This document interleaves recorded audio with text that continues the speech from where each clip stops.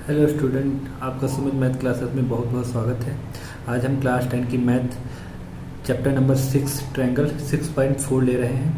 पहला क्वेश्चन है, triangle ABC समरूप है ट्रायंगल DEF के और इनके जो क्षेत्रफल है वो 64 सेंटीमीटर स्क्वायर है, वह 121 सेंटीमीटर स्क्वायर है। तो EF का मान दिया हुआ है 15.4 सेंटीमीटर, तो BC का मान पूछ रहा है। देखिए क्वेश्चन मैंने शॉर्टकट में लिखा है, आप NCERT बुक से मिला लीजिएगा। ठीक है, तो हम जानते हैं त्रिभुज ABC का जो क्षेत्रफल होता है,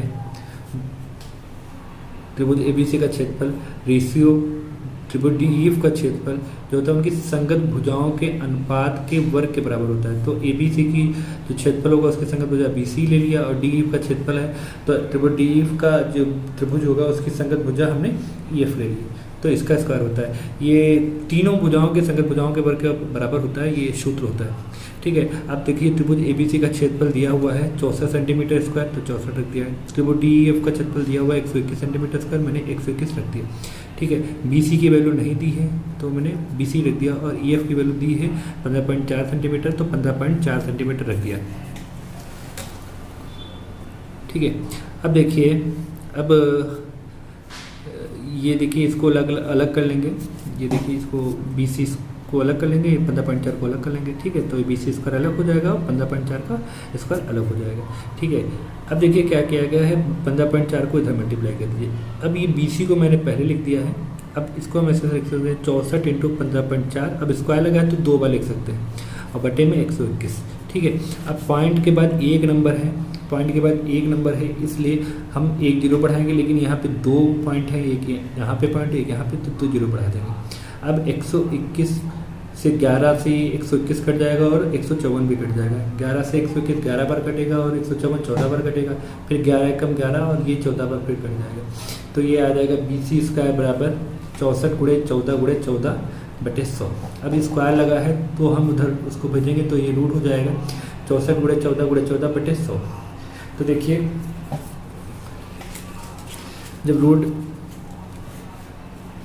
रूट हटाएंगे तो 64 का रूट 8 हो जाएगा, और 14 गुणे 14 का रूट 14 हो जाएगा, और 100 का रूट 10 हो जाएगा। अब 14 8 112 लिख लेंगे, और बटे में ये 10 था। अब देखिए जितने जीरो होंगे उतने नंबर के बाद पॉइंट लगा देंगे। ये ध्यान रखिएगा, पीछे से पॉइंट लगाएंगे, आगे से पॉइंट नहीं लगाएंगे। ठीक है, पीछे से पॉइंट लगा देंगे। तो जैसे 112 है, एक जीरो है, तो एक के बाद पॉइंट लगा दें, तो हमारा 11.2 सेंटीमीटर आंसर आ गया, यानी कि BC का मान जो होगा वो 11.2 सेंटीमीटर होगा। देखिए अगला सवाल देखिए, एक समलंब ABCD है, एक समलंब है ABCD जिसमें AB समांतर है CD के, विकर्ण O बिंदु पर प्रतिच्छेदित करते हैं, यानी कि विकर्ण जो है वो O बिंदु पर प्रतिच्छेदित करते हैं। AB बराबर 2CD ये दिया हुआ है, AB बराबर 2CD दिया है। एरिया ऑफ त्रिभुज AOB तथा एरिया ऑफ त्रिभुज COD का अनुपात उसने पूछा है, अनुपात जो है उसने पूछा है। तो देखिए ABCD मैंने एक समलंब बना लिया, जिसके विकर्ण O पर प्रतिच्छेदित करते हैं। ठीक है, अब हम जानते हैं त्रिभुज AOB का क्षेत्रफल बटे त्रिभुज COD का क्षेत्रफल बराबर होता है उनकी संगत भुजाओं के वर्ग के अनुपात के बराबर होता है। तो देखिए हमने क्या लिया, त्रिभुज AOB, यानी कि देखिए एक त्रिभुज AOB ये ले लिया, त्रिभुज AOB यानी कि ये वाला ट्रायंगल। ठीक है, ये वाला ट्रायंगल ले लिया। ठीक है, और ट्रायंगल COD, तो ट्रायंगल COD ये वाला ट्रायंगल ले लिया। ठीक है, आपको दिख रहा होगा।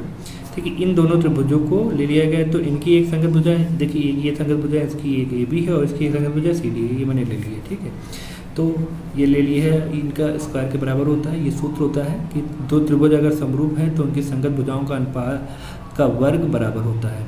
ठीक है, अब हमको दिया है AB बराबर 2CD। ठीक है, तो AB की जगह हमको 2CD पुट कर देना है, तो 2CD पुट करेंगे AB की जगह। अब देखिए यहाँ पे स्क्वायर लगा है तो होल स्क्वायर करेंगे। अब जब स्क्वायर खोलेंगे तो 2 का स्क्वायर 4 हो जाएगा, और CD का स्क्वायर CD स्क्वायर हो जाएगा। अब देखिए CD स्क्वायर ऊपर भी था नीचे भी था, तो CD स्क्वायर से CD स्क्वायर कट जाएगा और आंसर आ जाएगा 4/1, या हम इसको लिख सकते हैं 4:1। देखिए तीसरा सवाल हमारा ये है, आकृति में एक ही आधार BC पर दो त्रिभुज ABC और DBC बने हुए हैं। ADBC कोण O पर प्रतिच्छेदित करते हैं, तो दर्शाइए कि ABC और एरिया ऑफ ABC का अनुपात एरिया ऑफ DBC का अनुपात बराबर होगा AO बटे DO के, यानी कि हमको सिद्ध करना है एरिया ऑफ त्रिभुज ABC बटे एरिया ऑफ त्रिभुज DBC इक्वल टू AO बटे DO। देखिए मैंने शॉर्टकट में लिखा है BC पर दो त्रिभुज ABC तथा DBC बने हुए हैं। ADBC को O पर प्रतिच्छेदित करता है, यानी कि जो विकर्ण है वो O पर प्रतिच्छेदित करते हैं, तो ये हमको सिद्ध करना है। ठीक है, ये अगर हम सिद्ध कर लेंगे तो ये हमारा आंसर आ जाएगा। ठीक, देखिए अब हम लोग जानते हैं त्रिभुज ABC का क्षेत्रफल जो होता है 1/2 गुणे आधार गुणे ऊंचाई होती है। अब देखो त्रिभुज ABC में लेना है, तो देखिए ABC का त्रिभुज कैसे बनेगा, ABC ये वाला त्रिभुज बनेगा। देखिए यहाँ से अगर हम ऐसे बनाएंगे ABC, ये बनेगा आपका त्रिभुज ABC। ठीक है, तो इसका लेना है, तो ABC का अगर हम इसको लेंगे तो ये BC जो है वो आधार हो गया और AO जो हो गया वो हमारा क्या हो गया, लंब हो गया। ठीक है, यानी कि इसकी ऊंचाई हो गई। और इसी प्रकार हम त्रिभुज BCD का क्षेत्रफल लेंगे, तो देखिए BCD क्या हो जाएगा, BCD, तो ये BCD ये त्रिभुज ले लिया, इसमें जो BC है वो आधार हो जाएगा और OD जो है वो हमारा लंब हो जाएगा। ठीक है, तो BCD का क्षेत्रफल बराबर 1/2 गुणे आधार गुणे ऊंचाई। ठीक है, अब आधार BC है और ऊंचाई DO है। अब हमारा जो फार्मूला होता है त्रिभुज ABC का क्षेत्रफल बटे त्रिभुज BCD का क्षेत्रफल उनके संगत भुजाओं के अनुपात के बराबर होता है। तो यहाँ पे ये लिखना था। ठीक है, त्रिभुज ABC का क्षेत्रफल जो है वो क्या है, 1/2 गुणे BC गुणे AO है, और त्रिभुज BCD का क्षेत्रफल जो है 1/2 गुणे BC गुणे DO है। ठीक है, दोनों के क्षेत्रफल के मान हमने रख दिए। अब 1/2 BC कट जाएगा और AO यहाँ भी बचेगा, DO यहाँ भी बचेगा, तो इसका आंसर आ जाएगा AO बटे DO। अब यही हमको क्या करना था, प्रूफ करना था। देखिए त्रिभुज ABC का क्षेत्रफल बटे त्रिभुज BCD का क्षेत्रफल बराबर AO बटे DO के आ गया। तो हमको करना क्या था, जब त्रिभुज ABC का क्षेत्रफल हमको निकालना था, और कैसे निकालना था, 1/2 गुणे आधार गुणे ऊंचाई से निकालना था। दोनों की वैल्यू निकल आएंगी, जब वैल्यू निकल आएंगे तो त्रिभुज ABC का क्षेत्रफल बटे त्रिभुज BCD का क्षेत्रफल में दोनों की वैल्यू पुट कर देंगे। जैसे ही पुट करेंगे हमारा ये वाला नंबर कट जाएगा और AO बटे DO आ जाएगा। आई होप समझ गए होंगे आप लोग। फोर्थ क्वेश्चन है, ये दो समरूप त्रिभुज के क्षेत्रफल बराबर हो तो सिद्ध कीजिए वे त्रिभुज सर्वांगसम होंगे। देखिए सर्वांगसम क्या होता है, यानी कि तीनों भुजाएं जो होती हैं वो बराबर होते हैं, तीनों कोण बराबर होते हैं। ठीक है, दो त्रिभुज हैं, हमने दो त्रिभुज ले लिए, दो त्रिभुज ABC का क्षेत्रफल और त्रिभुज PQR का क्षेत्रफल। ठीक है, अब उसने कहा है दो समरूप त्रिभुज के क्षेत्रफल बराबर हैं, तो दो त्रिभुज ले लिए, एक ABC ले लिया, एक PQR ले लिया। ठीक है, इसमें चित्र बनाने की जरूरत नहीं है, आप चाहिए तो चित्र बना सकते हैं। त्रिभुज ABC का क्षेत्रफल बराबर त्रिभुज PQR का क्षेत्रफल। ठीक है, ये दिया हुआ है। ठीक है, अब ये नंबर को इसके इंटू में 1 लिख सकते हैं, किसी भी नंबर के साथ इंटू में 1 लिख सकते हैं, तो इसकी वैल्यू में कोई फर्क नहीं पड़ेगा। अब देखिए PQR इंटू में है, नीचे चला जाएगा, तो त्रिभुज ABC का क्षेत्रफल बटे त्रिभुज PQR का क्षेत्रफल बराबर 1 हो गया। ठीक है, लेकिन हम लोग जानते हैं परंतु इनका क्षेत्रफल इनकी संगत भुजाओं के वर्ग के बराबर होता है, तो त्रिभुज ABC का क्षेत्रफल बटे त्रिभुज PQR का क्षेत्रफल बराबर होगा AB बटे PQ का स्क्वायर बराबर BC बटे QR का स्क्वायर बराबर CA स्क्वायर बटे PR स्क्वायर, यानी अलग अलग स्क्वायर ले लीजिए या दो होल स्क्वायर कर लीजिए। ठीक है, अब देखिए इसकी वैल्यू हमने क्या निकाली थी, 1 के बराबर निकाली थी, तो हमने इसको 1 के बराबर कर दिया। ठीक है, अब एक नंबर को हम अब देखिए यहाँ पे स्क्वायर है, तो अब स्क्वायर को क्या करेंगे, हम रूट में बदल देंगे, तो सारा स्क्वायर हट जाएगा। अब 1 का रूट लेंगे तो 1 ही आ जाएगा। ठीक है, अब इसकी वैल्यू क्या हो जाएगी, AB बटे PQ बराबर BC बटे QR बराबर CA बटे PR बराबर 1। अब देखिए एक नंबर को हम 1 के साथ ले लेते हैं। देखिए जैसे हम A बराबर B बराबर C है, ठीक है, तो उसको हम ऐसे भी ले सकते हैं, A बराबर B A बराबर C है। ठीक है, इन दोनों को एक साथ ले सकते हैं, फिर इन दोनों को एक साथ ले सकते हैं, तो किसी भी नंबर को एक साथ ले सकते हैं। तो मैंने AB बटे PQ को पहले 1 के बराबर किया, तो हमारा आंसर आ गया AB बराबर PQ। ऐसे ही मैंने BC बटे QR को 1 के बराबर किया, तो BC बराबर QR आ गया। ऐसे ही हमने CA बटे PR को 1 के बराबर किया, तो CA बराबर PR।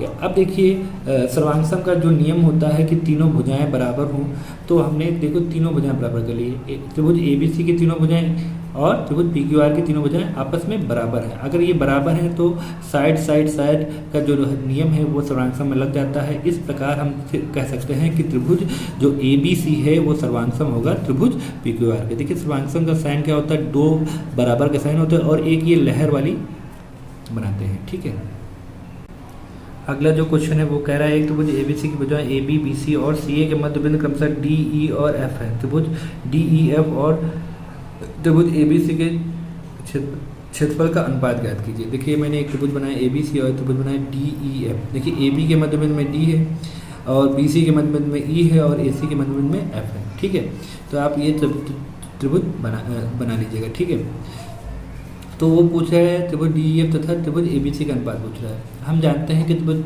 के क्षेत्रफल का अनुपात संगत भुजाओं के वर्ग के बराबर होता है। तो हमने लिखा है त्रिभुज ए बी सी का क्षेत्रफल बटे त्रिभुज डी ई एफ का क्षेत्रफल बराबर होगा ए बी स्क्वायर बटे डी ई स्क्वायर। हमने एक भुजा का अनुपात बराबर कर लिया।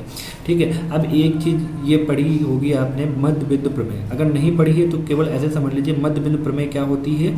मध्य बिंदु प्रमेय जो होती है, जो बड़ा त्रिभुज होगा और जो उससे उसके मध्य बिंदु से जो छोटा त्रिभुज बन रहा होगा तो उनकी भुजाएं आपस का अनुपात जो होता है वो आधी होती है। यह समझ लीजिए अनुपात 1/2 होता है। ठीक है, यानी कि बड़े त्रिभुज का बड़ी होगी दोगुनी होगी छोटे वाले त्रिभुज से। ठीक है, या बड़े वाले त्रिभुज की भुजा आधी होगी छोटे वाले त्रिभुज से। ठीक, तो लिखा मध्य बिंदु प्रमेय से त्रिभुज डी ई एफ की भुजा त्रिभुज ए बी सी की भुजा की आधी होगी, यानी कि जो भुजाएं होंगी वो आधी होंगी। ठीक है, अब देखिए त्रिभुज ए बी सी का क्षेत्रफल बटे त्रिभुज डी ई एफ का क्षेत्रफल बराबर ए बी स्क्वायर। अब यहाँ पे डी का क्षेत्रफल जो होगा ये ए बी का आधा होगा, तो यहाँ पे हमने क्या लिख दिया ए बी बटे 2, ए बी बटे 2 लिख दिया। तो ए बी बटे 2 लिखेंगे तो ये हो जाएगा ए बी स्क्वायर बटे ए बी स्क्वायर और ये 2 का स्क्वायर करेंगे तो 4 हो जाएगा। अब देखिए 4 जो है वो ऊपर चला जाएगा। देखिए बटे के नीचे बटे में जो नंबर आता है वो ऊपर चला जाता है। तो ए बी स्क्वायर से ए बी स्क्वायर कट गया तो अनुपात आएगा 4/1 और अनुपात आएगा 4/1। लेकिन हमारे क्वेश्चन में जो दिया था वो दिया था त्रिभुज डी ई एफ तथा त्रिभुज ए बी सी करना, यानी कि त्रिभुज डी ई एफ को ऊपर रखना है, त्रिभुज ए बी सी को नीचे रखना है। तो जो हमारा जो राइट आंसर होगा वो आंसर होगा ये त्रिभुज डी ई एफ का क्षेत्रफल अनुपात त्रिभुज ए बी सी का क्षेत्रफल। इसी को हम क्या कर देंगे रिवर्स कर देंगे। ये गलत लिख दिया मैंने, इसको रिवर्स कर देंगे तो ये अनुपात जो आएगा वो 1/4 आ जाएगा। ठीक है, तो आपको क्वेश्चन के हिसाब से भी हमको आंसर देने होते हैं। अगला जो क्वेश्चन है, दो समरूप त्रिभुज हैं, सिद्ध कीजिए दो समरूप त्रिभुजों के क्षेत्रफल का अनुपात उनकी संगत माध्यिकाओं के अनुपात का वर्ग के बराबर होता है। ठीक है, जैसे मैंने दो त्रिभुज ले लिए ए बी सी और डी ई एफ, तो इनमें एक माध्यिकाएं खींच ली ए पी और डी क्यू। तो कह रहा है का जो क्षेत्रफल होगा वो ए पी और डी क्यू के वर्ग के बराबर होगा। तो ये हमें सिद्ध करना है। ठीक है, तो ये दोनों त्रिभुज क्या हैं, दोनों त्रिभुज जो हैं वो समरूप हैं और इनकी ये माध्यिकाएं हुई हैं। ठीक है, अब हम क्या करेंगे सोल्यूशन करेंगे। हम जानते हैं कि त्रिभुज का क्षेत्रफल उनके संगत भुजाओं के वर्ग के, ये थोड़ा सा कटिंग हो गई थी, वर्ग के अनुपात के बराबर हो। देखिए त्रिभुज ए बी सी का क्षेत्रफल बटे त्रिभुज डी ई एफ का क्षेत्रफल बराबर होगा ए बी स्क्वायर बटे डी स्क्वायर के बराबर। कोई भी संगत भुजा हम ले लेंगे उसके वर्ग के बराबर होता है, वर्ग का अनुपात के बराबर होता है। उनके संगत भुजाओं का अनुपात उनके वर्ग के बराबर होता है। अब देखिए त्रिभुज ए बी सी समरूप है त्रिभुज डी ई एफ के। अगर ये त्रिभुज समरूप है तो ए बी बटे डी बराबर बी सी बटे ई एफ होगा। ठीक है, दोनों त्रिभुज समरूप हैं तो उनकी संगत भुजाओं का अनुपात बराबर होगा। अब देखिए बी सी को हम बटे में 2, यहाँ पे 2 लगा सकते हैं। बी सी को 2 से भाग करेंगे और ई एफ को 2 से भाग करेंगे। तो लिख दीजिए 2 से भाग करने पर, 2 से ऊपर नीचे भाग करने पर, ऊपर नीचे भाग करने पर। अब 2 से भाग करेंगे तो BC/2 हो जाएगा और यहाँ EF/2 हो जाएगा। ठीक है, BC/2 यानी कि ये माध्यिका आधा हो जाएगा और आधा जो है वो हमारे BP के बराबर होगा। देखिए BP जो होगा वो BC/2 के बराबर होगा। तो और ऐसे ही EQ जो होगा वो EF/2 होगा। ठीक है, क्यों? क्योंकि ये मध्य बिंदु है, EQ जो है वो EF का आधा है। ठीक है, वो दिया हुआ है, माध्यिका AP माध्यिका है और DQ माध्यिका है। ठीक है, अब हमको एक चीज़ ये मिल गई कि AB बटे D बराबर है BP बटे EQ के। अब हमको ये पता है कि दोनों त्रिभुज समरूप हैं। अब तो हमको ये पता है कि दोनों त्रिभुज समरूप हैं, तो दोनों त्रिभुज समरूप होंगे तो त्रिभुज ABP का जो एंगल होगा वो एंगल B और त्रिभुज DE को जो एंगल होगा त्रिभुज E वो समरूप होगा, वो बराबर होगा। क्यों वो बराबर होगा? क्योंकि समरूप त्रिभुज में सारे एंगल बराबर होते हैं और संगत भुजाओं का अनुपात बराबर होता है। तो हम ऐसे प्रूफ कर सकते हैं इस इक्वेशन से, और इस इक्वेशन से हम प्रूफ कर सकते हैं कि ये जो त्रिभुज है वो क्या है, समरूप है। अब अगर ये त्रिभुज समरूप हो गया तो जो AB बटे D है वो AP बटे DQ के बराबर हो जाएगा। AB बटे D है वो AP बटे DQ के बराबर हो जाएगा। क्यों बराबर हो जाएगा? क्योंकि संगत भुजाओं का अनुपात बराबर होता है, तो सारी संगत भुजाओं का अनुपात बराबर होगा। ठीक है, अब देखिए हमको AB बटे जो हमारा इक्वेशन थी, ये देखिए जो हमारा ये क्वेश्चन था क्वेश्चन नंबर 1, त्रिभुज एबीसी का क्षेत्रफल बटे त्रिभुज डीईएफ का क्षेत्रफल बराबर AB स्क्वायर बटे डी स्क्वायर। अब इसमें AB बटे डी की जगह हम वैल्यू पुट कर देंगे, तो वैल्यू पुट कर देंगे AB बटे डी की वैल्यू AB बटे डी क्यू पुट कर देंगे। तो जैसे ही पुट करेंगे तो जो हमें सिद्ध करना था वही हम सिद्ध कर सकते हैं। ठीक है, ये प्रूफ हो गया। यही प्रूफ करना का त्रिभुज एबीसी का क्षेत्रफल बटे त्रिभुज डीईएफ का क्षेत्रफल बराबर होगा उनकी माध्यिकाओं के बराबर। तो माध्यिकाएं हमारी AP थी और DQ थी। अब ये माध्यिका के वर्ग के बराबर होगा, यही हमको सिद्ध करना था। ठीक है, ये देखिए इनकी संगत भुजाओं, अगर वो समरूप होंगे तो उनकी संगत भुजाएं आपस में बराबर होंगी। अब देखिए जैसे हमने ये सिद्ध कर लिया था AB बटे DE बराबर है BP बटे EQ के, तो ये AP बटे DQ के भी बराबर होगी। ठीक है, तीनों बराबर होती है। क्यों? क्योंकि ये समरूप भुजा है। अगर हम समरूपता प्रूफ कर सकते हैं तो इनकी संगत भुजाओं का अनुपात जो है वो तीनों संगत भुजाओं का अनुपात बराबर होता है। तो दो अनुपात हमने प्रूफ कर लिया था और उनका एक कोण बराबर कर लिया था, तो ये हमारा त्रिभुज जो हो गया था वो समरूप हो गया था। अब समरूप हो गया तो तीसरी भुजा भी उसके, त्रिभुज भुजा का अनुपात जो भी उसके बराबर होगा। ठीक है, अगला क्वेश्चन कह रहा है सिद्ध कीजिए एक वर्ग की किसी भुजा पर बनाए गए समबाहु त्रिभुज का क्षेत्रफल विकर्ण पर बनाए गए समबाहु त्रिभुज का आधा होता है। यानी कि कह रहा है एक मैंने जैसे कि ABCD एक मैंने त्रिभुज बना लिया, वर्ग बना लिया, तो एक मैंने भुजा पे एक त्रिभुज बना लिया, एक मैंने इसके विकर्ण पे, ये विकर्ण होता है, ये विकर्ण पे मैंने बना लिया। तो सिद्ध करना है कि त्रिभुज BCE का जो क्षेत्रफल होगा वो ACF के यानी कि इस वाले त्रिभुज के क्षेत्रफल का आधा होगा। देखिए त्रिभुज BCE समरूप है त्रिभुज ACF के, क्योंकि सभी समबाहु त्रिभुज समरूप होते हैं। तो ये सभी समबाहु त्रिभुज जो होते हैं वो समरूप होते हैं, वो चाहे छोटा हो चाहे बड़ा हो, समरूप सभी होते हैं। सर्वांगसम नहीं होंगे, क्योंकि सर्वांगसम में क्या होता है कि सभी भुजाएं बराबर होती है, तो सर्वांगसम नहीं लेकिन समरूप होंगे। ठीक है, अब हम जानते हैं अगर त्रिभुज समरूप है तो उनके क्षेत्रफल का अनुपात जो है उनकी संगत भुजाओं के अनुपात के बराबर होगा। तो मैंने एक संगत भुजा ले ली, त्रिभुज BCE का क्षेत्रफल की भुजा मैंने BC ले ली, तो त्रिभुज ACF का क्षेत्रफल जब लेंगे तो उसकी भुजा AC ले ली, तो BC स्क्वायर बटे AC स्क्वायर हो जाएगा। ठीक है, अब हम जानते हैं जो AC है वो विकर्ण है, AC जो है वो विकर्ण है, वर्ग का विकर्ण है। वर्ग का विकर्ण क्या होता है?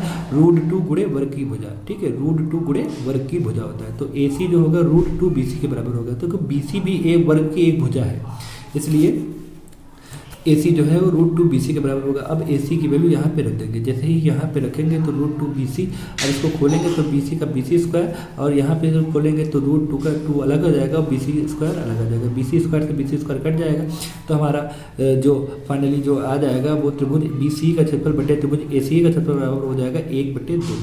अब देखिए ACE का क्षेत्रफल को उधर भेज देंगे तो BCA का क्षेत्रफल बराबर हो जाएगा 1/2 त्रिभुज ACE का क्षेत्रफल, और यही हमको क्या करना था? प्रूफ करना था। ठीक है, प्रूफ करना था कि जो वर्ग पर जो वर्ग की भुजा पर जो क्षेत्रफल बनता है वो विकर्ण पर बने त्रिभुज के क्षेत्रफल का आधा होता है। यही हमको प्रूफ करना था। Thank you class.